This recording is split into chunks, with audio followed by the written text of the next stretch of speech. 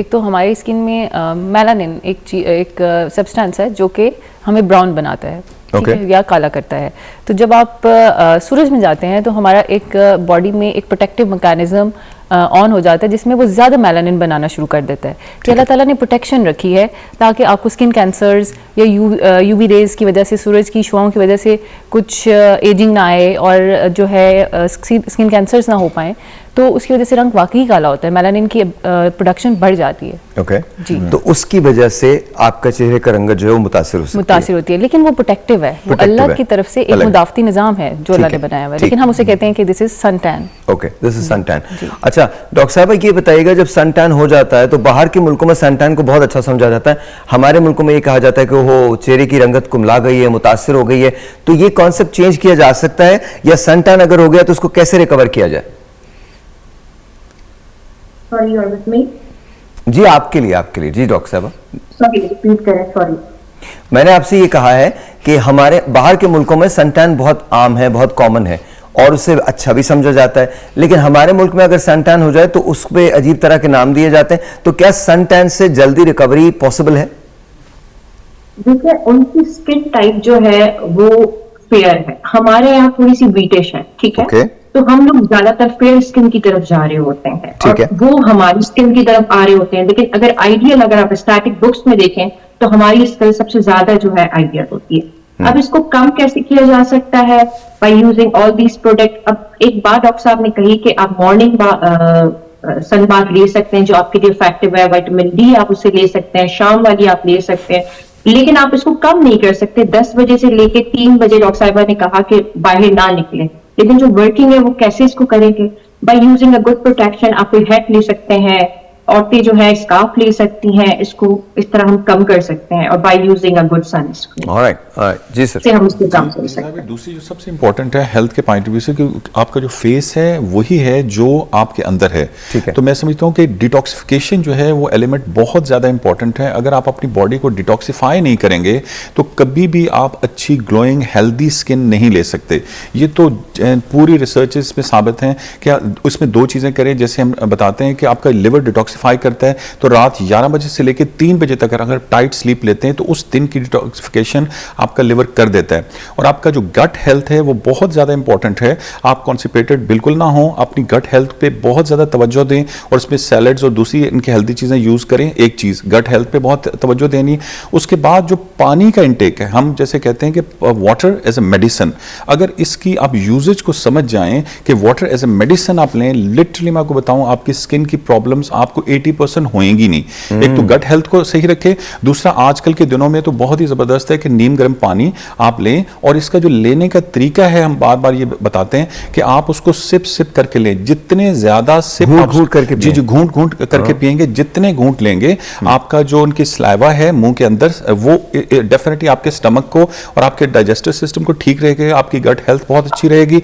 और इसके according definitely ये बेसिक एलिमेंट है जिसके जरिए आपने अपनी स्किन को ग्लो कर सकते हैं नेचुरल वे में। उसके बगैर आप जो मर्जी कर लें, नेचुरल ब्यूटी नहीं ले सकते। जब आप घूंट घूंट करके पानी पी रहे हैं कोशिश कीजिए कि अपने बिजली का बिल ना देखें क्योंकि ये फंस भी सकता है।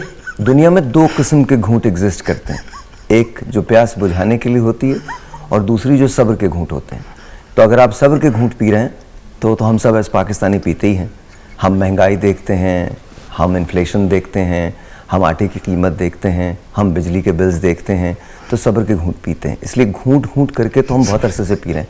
अब ये जो तरीका बता रहे हैं इसमें पानी है, तो पानी को भी अब घूंट घूंट करके पिएं और इंशाल्लाह ये भी जल्द छिनने वाला है, ये भी छिन जाएगा। फिर आप टैक्सेस दिया करेंगे पानी के, और अब भी देते हैं, फिर आप टैक्सेस दिया करेंगे हवा के, सांस लें, फिर आपकी ऑक्सीजन कैलकुलेट की जाएगी और आपको बताया जाएगा कि आप ज़िंदगी में किफ़ायत शारी करें।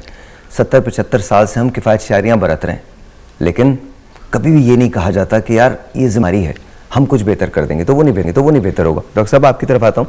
इन्होंने कहा कि घूंट घूंट करके आप पानी पिए, पानी का intake on a very serious note, पानी का इंटेक बहुत ज़रूरी है। लेकिन इसके साथ साथ हम जो मुंह धोते हैं, जो वॉश करते हैं, अक्सर स्किन ड्राई हो जाती है और ड्राई होने के बाद क्रैक हो जाती है। लोग मॉइस्चराइजर का इस्तेमाल बहुत कम करते हैं। How important is that?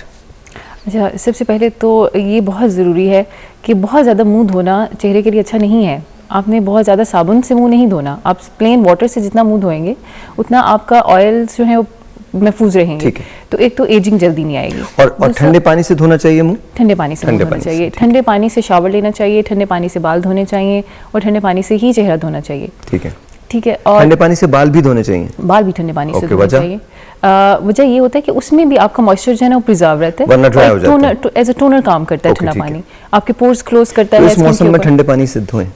बहुत ठंडे से नहीं, लेकिन नॉर्मल से तो हो नॉर्मल सकते से, हैं, क्योंकि ठीक जो है। बहुत गर्म पानी ये डैमेज करता है क्यूटिकल्स को, ठीक है। जो हेयर क्यूटिकल है उसको डैमेज कर देगा, स्किन को डैमेज करेगा। अच्छा, इसमें ऑर्डर भी बहुत ज़रूरी है। अगर आप मॉर्निंग में शावर ले रहे हैं तो ठंडा पानी होना चाहिए, एक तो आपको फ्रेश करेगा, पोर्स क्लोज करेगा, दिन के लिए प्रिपेयर कर देगा आपकी स्किन को और बालों को। लेकिन अगर आप रात को आए हैं और शावर ले रहे हैं तो फिर गर्म पानी से शावर लें। उससे क्या होगा कि आप रिलैक्स हो जाएंगे, आपके मसल्स रिलैक्स हो जाएंगे, गर्दो गुबार आपकी स्किन में से, बालों में से निकल जाएगा। तो रात वाला शावर जो है वो थोड़ा सा नीम गर्म पानी से होना चाहिए ओके। और मॉर्निंग वाला शावर जो है वो ठंडे पानी से होना चाहिए। ठीक है।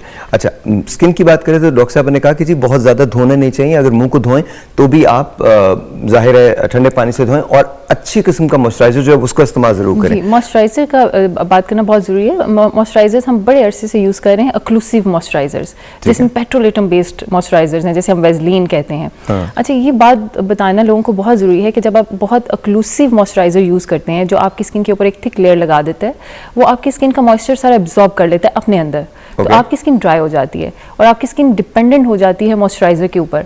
तो आप देखेंगे कि एवरी टाइम जब आप मुंह धोएंगे आपको हर दफ़ा मॉइस्चराइजर लगाना पड़ेगा। मॉइस्चराइजर का ये मकसद बिल्कुल भी नहीं है कि आप उसके ऊपर डिपेंडेंट हो जाएं। मॉइस्चराइजर तो ऐसा होना चाहिए जो आपकी स्किन को हाइड्रेट करे। अब हाइड्रेटिंग मॉइस्चराइजर्स कौन से हैं कि जिनको अगर आप सुबह एक दफ़ा लगा लें तो सारा दिन आपको मॉइस्चराइजर लगाने की ज़रूरत ना पड़े। उसमें आजकल सेरामाइड्स वाले मॉइस्चराइजर्स आए हुए हैं जिनमें हाइलोनिक एसिड है, वो मॉइस्चराइजर्स। और अगर आप बिल्कुल एक नॉर्मल मॉइस्चराइजर, अगर आप सेरामाइड्स वाला मॉइस्चराइजर अफोर्ड नहीं कर सकते तो glycerine is a very good hydrating agent. अगर आप ग्लिसरीन को यूज करें। एक मैं टेलीफोन कॉल ले लूं डॉक्टर साहब, उसके बाद हम बात करते हैं। जी अस्सलाम वालेकुम। अस्सलाम वालेकुम। हेलो जी, वालेकुम अस्सलाम। आपका नाम? मेरा नाम सुना है, मैं लाहौर से बात कर रही हूँ। जी बताइए। कोई मैंने क्वेश्चन? पूछना था कि मेरे फेस पे एक्ने बहुत ज्यादा है, तो उसके लिए मुझे कुछ बता सकते हैं? एक्नी बहुत ज्यादा है? एक्नी कहा आपने? जी। ओके जी सी एक्ने। ओके, और आपकी एज क्या है? 21।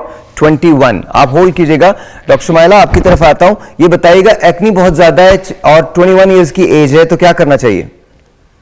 देखिए, ये हार्मोनल इम्बैलेंस की वजह से एक इस एज में नॉर्मली बच्चों को होता है। Okay. तो इनको चाहिए कि अभी किसी अच्छे डर्माटोलॉजिस्ट के पास जाके अपना विजिबली वो उनको दिखाएं, फिर अकॉर्डिंगली उनको किस किस्म की टाइप की एक्नी है, फिर उनको मेडिसिन, एंटीबायोटिक, और उसके बाद जो है वो सुपरफिशियल अप्लाई करने के लिए कुछ ना कुछ वो डॉक्टर्स इनको प्रिस्क्राइब